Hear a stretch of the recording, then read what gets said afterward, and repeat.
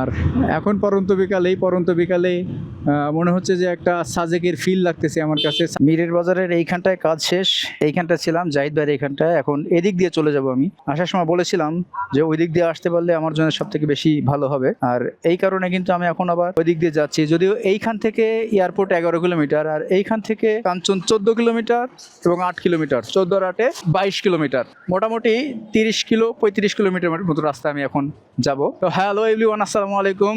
I hope সবাই অনেক অনেক বেশি ভালো আছেন। মিরের বাজার থেকে কাঞ্চন ব্রিজ পর্যন্ত যাব আমি এখন এই দিক দিয়ে। তবে এদিক দিয়ে যেতে যেতে আপনাদের সঙ্গে গল্প হবে, কথা হবে, যেহেতু পরন্ত বিকল 6টা বাজে এখন, হয়তো বা 7টার ভিতরে ইনশাল্লাহ আমি ঢাকার ভিতরে থাকার চেষ্টা করব। মিরের বাজার থেকে বললামই তো যে 14 কিলোমিটার হচ্ছে আপনার কাঞ্চন ব্রিজ, দেন তারপরে আরও 8-10 কিলোমিটার কুড়িল বিশ্ব রোড, দেন তারপরে কিন্তু কুড়িল পার হয়েই ঢাকার ভিতরে ঢুকবো। ওইখান থেকে আরও 8-10 কিলোমিটার হবে। বাইকের সবথেকে মজার ব্যাপার হচ্ছে যে আপনার রাস্তা যদি একটু বেশি হয়, কিন্তু যদি ভালো হয়, যানজট না থাকে, তাহলে আমার মনে হয় যে 5-10 কিলোমিটার কোনো ব্যাপার না, ট্রেনে যাওয়া যাবে। দেখবেন যে সময়টা আপনার অনেক কম লেগেছে। বামে গেল গাজীপুর আর ডানে গেল 300 ফিট, আমি ডান দিয়ে চলে যাব। অটোর উৎপাত সব থেকে বেশি এইখানটায়, আর এই সোজা চলে গেল কিন্তু যে নরসিংদী, একবারে এখান থেকে 27 কিলোমিটার সম্ভবত নরসিংদী।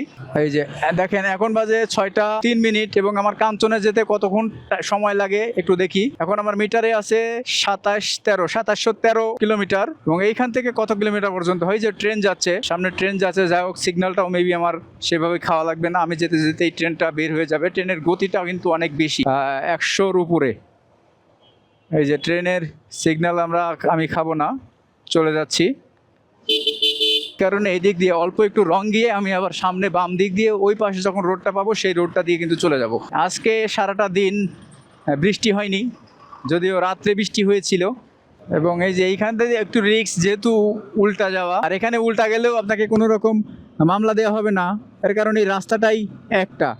সামনে হচ্ছে টোল সেতু, সামনে যে টোল নতুনভাবে কাজ করছে, হয়তো বা এই দিক থেকে যখন মেন রোডে ওঠা যাবে, ওই মেন রোডের কাজটা করছে কিন্তু এখানটায়। ও বাবা, কঠিন অবস্থা, বাম পাশে টানেলে সেদিক দিয়ে যাওয়া যাবে না, আর একটু সামনে গিয়ে আমি বাম পাশ দিয়ে ঢুকবো, দেন তাহলে কিন্তু আমি ভালোভাবে যেতে পারবো। আর যেহেতু পরন্ত বিকেল, এখন কিন্তু যেতে আসলে অনেকটা বেশি ভালো লাগতেছে। উল্টা পথে যাচ্ছি, পুলিশে ধরবে না, এটা 100% গ্যারান্টি, কারণ সবাই এখানে উল্টা পথটাই ব্যবহার করবে। ওই পাশে যেহেতু এখনও রোড পর্যন্ত রোড হয় নাই এখনও, মিরের বাজার থেকে ওই পাশ দিয়ে এখনও পর্যন্ত রোড হয় নাই। যারা মিরের বাজার থেকে গাজীপুর হয়ে আসবেন তখন কিন্তু এই দিক দিয়ে যেতে হবে। এবং এই যে এই টোল সেতুটা হচ্ছে, এই টোল সেতু হলে তখনই দেখা যাচ্ছে এই দিক দিয়ে একবারে সোজা চলে যাওয়া যাবে গন্তব্যস্থল, একবারে 300 ফিটের নামা যাবে। তখন কিন্তু আরও জার্নিটা স্মুথ হবে। এখন জার্নিটা একটু কষ্ট হবে। থেমে গেছে, ওকে, আমি এইখানটা একটু থামতে হবে আমাকে, কারণ ওই যে ওই পাশ দিয়ে কিন্তু আবারও রাস্তাটা বের হয়ে গেছে। আমরা সামনে গিয়ে সামনের যে প্রথম টানেল পাবো, সেই টানেল দিয়ে কিন্তু আমরা চলে যাব। হ্যাঁ, এই বাম দিয়ে যাব। রাস্তাঘাটটা দেখে নেবেন বামে টানেলের সময়, কারণ এই দিক দিয়ে অনেক মানুষজন যাতায়াত করেন।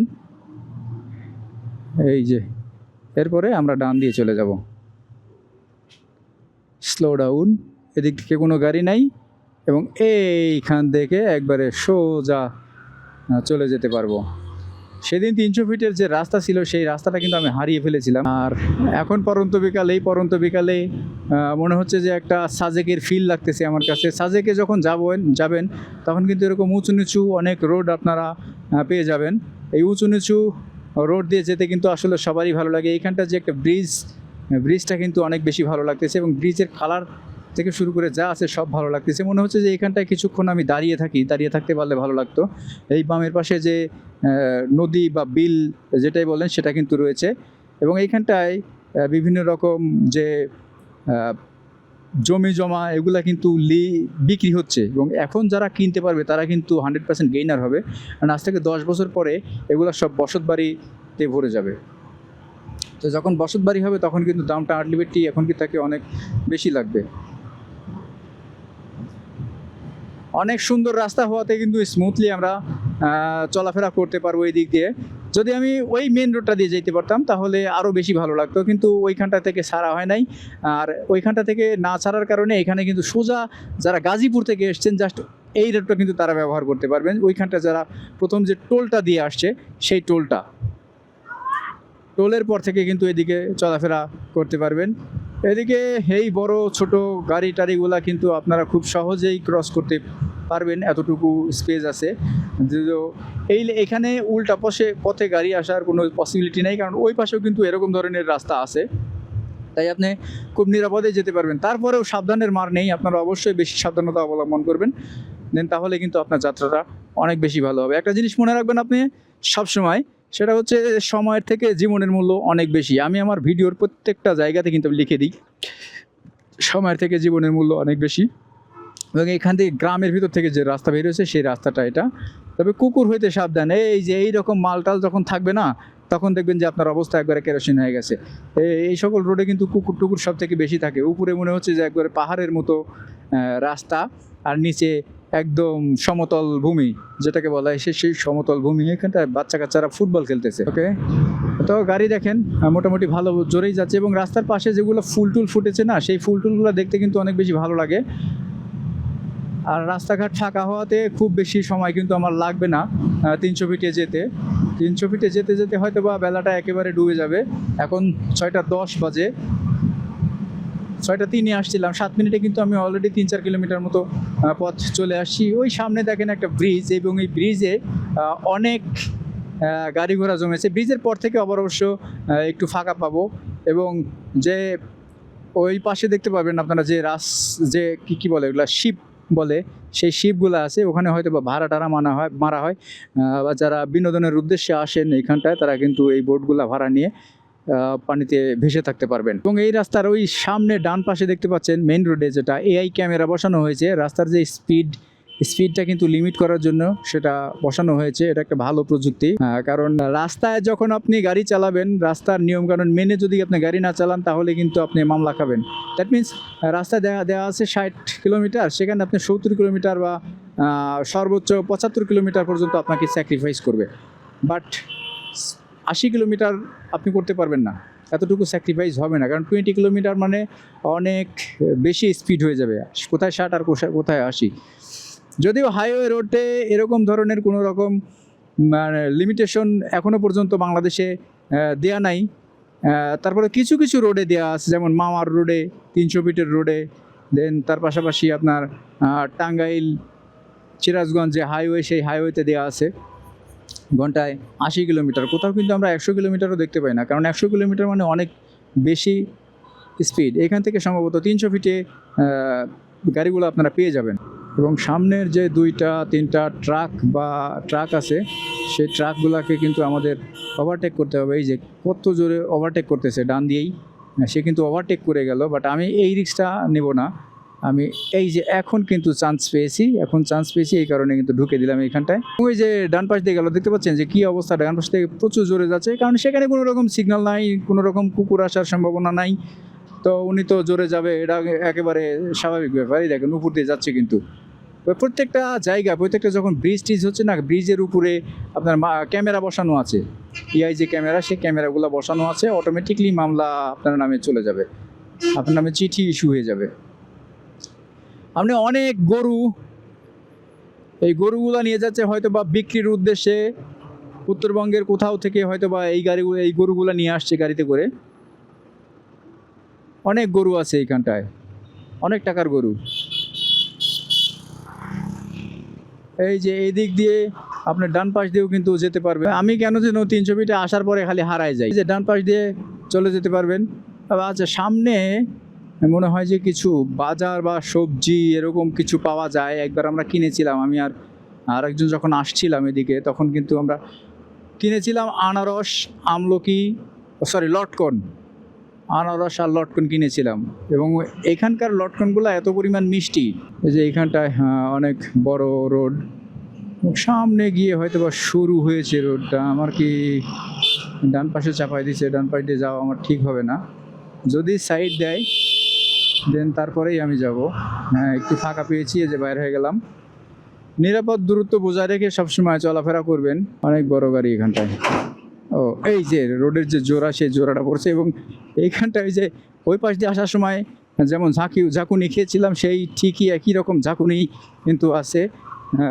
লোড বেশি টানতে পারছে না, এই কারণে কিন্তু আমি বের হয়ে যাওয়ার একটা বিশাল সুযোগ পেলাম। এবং এইখানটা যে বিল্ডিং হয়েছে না, এই বিল্ডিংয়ের কারণে এইখানটা রাস্তাঘাট একটু সরু হয়েছে। সম্ভবত এটা কোনো বিল্ডিংয়ের মানে মালিকানা জায়গা, এই কারণে ওইখানটা রাস্তাটা ছাড়ে নাই।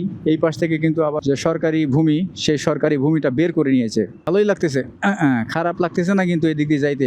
চারিপাশে যে ন্যাচারাল জিনিসপত্রগুলা, সেগুলা দেখতেও কিন্তু অনেক বেশি ভালো লাগতেছে। সেই সঙ্গে গ্রামের যে পরিবেশ, গ্রামের যে বাতাস, সেই বাতাসটাও কিন্তু অনেক বেশি ভালো লাগছে। এই যে এদিক দিয়ে বের হয়ে গেছে এরা, অনেক বেশি রিস্ক থাকে এইখানটায়। এবং এইখানটা একটা পাম্প আছে, অনেক ফিলিং স্টেশন। এই পাম্প থেকে একবার তেল উঠাইছিলাম, জানি না কেমন তেলটা পাইছিলাম, কারণ আমার সাথে যে আসছিল ওই বাইকে তেলটা উঠাইছিলাম। আমার বাইকে আলহামদুলিল্লাহ আমি চেষ্টা করি সবসময় ফুল ট্যাঙ্কি তেল রাখার জন্য। কারণ ফুল ট্যাঙ্কি তেল রাখলে হবে কি, যে আপনার দেখা যাচ্ছে যে বাইকের যে টাঙ্কিতে কিন্তু মরিচাটা আসবে না। তেলের কারণে কিন্তু মরিচাটা আসে। যাদের টাঙ্কি দেখবেন যে একবার জং ধরেছে, বুঝে নেবেন যে তারা সবসময় তেল কম রেখেছে। এই তেল কম রাখার কারণে ট্যাঙ্কিতে জংটা এসেছে। এখানটা হয়তো বা কোনো গার্মেন্টস ফ্যাক্টরি হবে এটা, হ্যাঁ গার্মেন্টস ফ্যাক্টরি হবে। গার্মেন্টস ফ্যাক্টরিটা ছুটি দিলে এই রাস্তাটা একটু চাপটা বাড়বে, তবে সেরকম চাপ বাড়বে না। যেমনটা আমরা ঢাকার ভিতরে দেখি যে অফিস আদালত ছুটি হলো প্রচুর পরিমাণে চাপ বেড়ে যায়, রাস্তার যানজটের সৃষ্টি হয়, ঠিক সেরকম ধরনের যানজটটা আসলে এখানটায় পাওয়া যাবে না। কারণ এটা ওই ধরনের রোড না যেটাতে শত শত হাজার হাজার গাড়ি ভিড় জমাবে, এরকম না। এখানটা একটু আস্তে যেতে হবে, কারণ এইখানটায় সম্ভবত একটা টানেল আছে। হ্যাঁ, এবং ওইখানটায় সুন্দর একটা কাজ করছে, ওইখানটায় একটা গ্লাস দিয়ে দিয়েছে যেন ওই টানেলের ভিতর থেকে আসার সময় আমরা বুঝতে পারি। এই যে এখানে আসলে বুঝতে পারবো যে আছে কি না কেউ। না, টানেলে একটা গাড়ি আছে, এই যে ডান পাশের গাড়ি, এই গাড়িটাই শুধু ছিল, বাকি গাড়িগুলা কিন্তু আর নাই। 6:17, তার মানে অলমোস্ট আমার 13 মিনিট লেগেছে। আর অল্প সময়ের ভিতরে হয়তো আমি 300 ফিটের যে রোড, সেই রোডটাতে চলে যেতে পারবো। আজকে আমি 3 নম্বর টানেলের ওই সাইডে বের হওয়ার চেষ্টা করব। কারণ প্রতিবারই যখনই আসি তখন আমি পুরো রোডটা হারায় ফেলে দিই, গুলিয়ে ফেলি যে কোন দিক দিয়ে যাব আমি। এরকম হয়ে যায়, কেন এরকম হয় বুঝি না। অনেকবারই গেছি, বাট প্রত্যেকবারই আমার এরকম লেগেছে, আমি চিনতে পারি না। ওই হোয়াট ইজ দিস, ডিসকাস্টিং। উনি সুন্দর রাস্তা আছে, রাস্তা বাদ দিয়ে বাম দিকে দিয়ে চাপ দিতে হয়। এটা কোনো মানবিকতা হলো বলেন? এটা মোটেও কোনো রকম মানবিকতা না। অলমোস্ট 18 মিনিট লাগছে এই পর্যন্ত আসতে, আমার 18 মিনিট লাগছে। আর তখন গেছিলাম আমি যেখান থেকে, ওখান থেকে আমার 21 মিনিট সময় লাগছিল জাহিদ ভাইয়ের যে শোরুম, সেই শোরুম পর্যন্ত যেতে। এখনও সম্ভবত ওরকম সময় লাগবে, বা ওর থেকে একটু কম সময় লাগতে পারে, কারণ আমি অলমোস্ট যতটুকু মনে হচ্ছে যে আমি এদিকে পাওয়া হয়ে গেছি। অলমোস্ট কিন্তু আমি পাওয়া হয়ে গেছি। হ্যাঁ, এই 20-21 মিনিটই লাগবে একবারে এদিক পর্যন্ত আসতে, কারণ গাড়ি তো আর 100 কিলোমিটার স্পিডে যাচ্ছে না, এই কারণে এইরকম সময়টা লাগতেছে। এবং এই সাইডে ছোট ছোট কিছু টানেল আছে, যেটাকে কুঠুরি বলা হয়। এই কুঠুরিগুলোর ভিতর থেকে কিন্তু এই যে এইদিকে, এই কুঠুরিগুলোর ভিতর থেকে মানুষজন আসা যাওয়া করে। আর স্পিড ব্রেকারের কারণে কিন্তু একটু স্পিডটা লিমিট আপনাকে করতেই হবে, কারণ যত স্পিডেই আসেন না কেন, স্পিড ব্রেকারের কারণে কাছে গিয়ে আপনাকে একটু ব্রেক করতেই হবে। চলে আসছি এই যে মাঝখানে একটু ভাঙা আছে রাস্তাটা, রাতের বেলায় অনেকটা বেশি রিস্ক হবে। আর এইখান থেকেই কিন্তু আপনার হাইওয়ে শেষ হয়েছে। এখান থেকে হাইওয়ে শেষ হয়েছে, ওই পাশে যেটা আছে এখান থেকে ওই পাশ পর্যন্ত এখনও রাস্তার কাজ যে চলমান, সে চলমান কাজ পর্যন্ত রয়েছে। এই কারণে সব গাড়িগুলা এই এক সাইড দিয়েই যাবে। তবে গাজীপুর থেকে আসেন আর যেদিক থেকেই আসেন না কেন, আপনাকে এই একটা রাস্তায় ব্যবহার করতে হবে। যখন আপনারা গাজীপুরের টোল দিয়ে আসবেন তখন কিন্তু আপনাকে এই একটা রাস্তা ব্যবহার করতে হবে, আদারওয়াইজ কোনো রাস্তা আপনার নাই। এবং এখান থেকে যে উপরে উঠবেন, সেই উপরের আর ওঠার রাস্তাও কিন্তু আপনার জন্য পার করা আছে। এই যে রাস্তার যে কাজগুলো হচ্ছে, এই সকল কাজগুলো যখন হয়ে যাবে তখন একেবারে স্মুথলি আপনারা যেতে পারবেন। এই যে এইখানটায় পাইপ বিছানো আছে, এই পাইপের জন্য অনেকটা বেশি সমস্যা হতে পারে। অবশ্যই দেখে শুনে বুঝে আসবেন রাস্তার কোনো রকম প্রতিবন্ধকতা আছে কিনা। দুই পাশের লাল মাটিগুলাকে দেখতে সত্যিই অনেক বেশি ভালো লাগছে, এবং এই লাল মাটির গন্ধগুলা একটু অন্যরকম হয়ে যায়। লাল মাটিতে যখন পানি মেশানো হয় তখন দেখবেন যে এই পানিগুলো কাদার মানে মাটির সঙ্গে মিশে যখন কাদা তৈরি হয়, তখন এই কাদাগুলো যখন পায়ের সঙ্গে লাগে এবং শুকানোর পরে এত পরিমাণ আঠালো হয়, যেটা আসলে ভাষায় প্রকাশ করা যাবে না, এত পরিমাণ বেশি। কিন্তু আমরা চলে আসছি 21 মানে 18 মিনিট। আর ক্যামেরাতে তো রেকর্ড আছেই যে কত কিলো থেকে রওনা দিয়েছিলাম আর কত কিলো পর্যন্ত এসে আমরা স্টপ করলাম, এটা কিন্তু রেকর্ড আছে। আমি সামনের ওই যে ব্রিজটা দেখতে পাচ্ছেন, সেই ব্রিজে পূর্বাচল এন, এটা এখান থেকে হচ্ছে 1 কিলোমিটার, আর ভুলতা এন 2। পূর্বাচল 1 কিলোমিটার, ভুলতা মুলতা সব ওই দিক দিয়ে 1 কিলোমিটার। এই যে এই রাস্তা দিয়ে যাবেন, যখন এই রাস্তা দিয়ে যেয়ে যখন হাইওয়েতে ওঠা হবে, তখন থেকে কিন্তু আসলে এটা ধরা হয়েছে N, that mean national highway, এটাই বোঝানো হয়েছে ন্যাশনাল হাইওয়েটা। কিন্তু এইটা কিন্তু ন্যাশনাল হাইওয়ের ভিতর পড়ছে না, এটা কিন্তু লোকাল হাইওয়ে পড়ছে। আর ওই ভেতরে যেটা, এটাই হচ্ছে ন্যাশনাল হাইওয়ে। এটা ওই যে সামনে বাণিজ্য মেলার যে গেটটা, সেই গেটটা কিন্তু আমরা দেখতে পাচ্ছি। এবং আমি সামনের ডান পাশ দিয়ে চলে যাব, ওটাই হচ্ছে টোল। আমি এদিক দিয়ে এই যে বারবার হারাই যাই, কিন্তু আমি এদিক দিয়ে যাওয়ার পরেই, আচ্ছা আমি এদিক দিয়ে যাবো না, যেদিক দিয়ে চিনি এদিক দিয়ে যাওয়া যাবে, এদিক দিয়ে যাচ্ছি। ওকে, আমি এদিক দিয়ে যাচ্ছি, যদিও প্রতিবারই আমি এদিক দিয়ে যাওয়ার পরে হারাই যাই, চিনতে পারি না। এই যে এদিকে সবসময় বেশি সতর্কতা অবলম্বন করবেন। যেমন হ্যাঁ, আরও ওই দিকে যাওয়া লাগতো, তো দেখা যাক, এদিক দিয়ে যাই। এবং এই দিক দিয়ে গিয়ে আমি লোকালের ভিতর দিয়ে 300 ফিটে চলে যেতে পারবো। প্রত্যেকবারই হারাই যাই এদিক দিয়ে যাওয়ার পরে, বুঝি না এই বিষয়টা।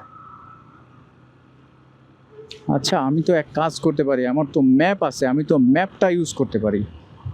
300 ফিটের রোডের যে ম্যাপটা, আমি তো ম্যাপ ইউজ করতে পারি, এটা তো ভুলে গেছি। ওকে, সমস্যা নাই, বলছি সেটা সমস্যা নাই। আর রাস্তা দিয়ে যেতে কিন্তু সত্যিই অনেক ভালো লাগছে। ও, আজকের মতো এ পর্যন্তই। আল্লাহ হাফেজ, দেখা হচ্ছে নতুন কোনো ভিডিওতে।